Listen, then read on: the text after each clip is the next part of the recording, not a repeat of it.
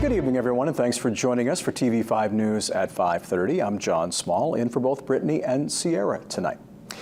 It's a dilemma no business owner should have to face, whether to reopen after a mass shooting. The answer didn't come easily to Justin and Samantha Juray, the owners of Just in Time Recreation in Lewiston. But when they did decide to reopen their bowling alley, they didn't hold back. They reopened today, 6 months after a gunman killed 8 people at that bowling alley before driving to a nearby bar and killing 10 more.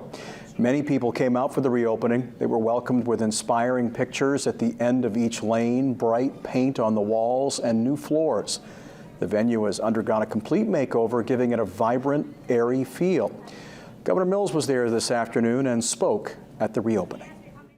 And in an instant, the tightly woven fabric of our state was torn apart, leaving an immense hole in the heart of our state and in the hearts of the families and the survivors hurt by wounds both seen and unseen. And our hearts are still healing. The road to healing is long, but today Justin and Samantha are helping us all take a big step forward by reopening Just in Time.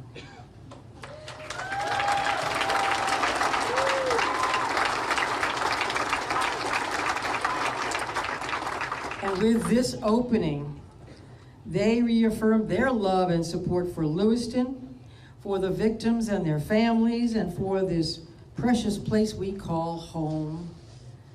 As Justin said, we are still here, and this is for our community. I know the reopening may not have been an easy decision to make, but on behalf of all Maine people, I want to thank you for giving your community the chance to make more good memories with loved ones and friends right here.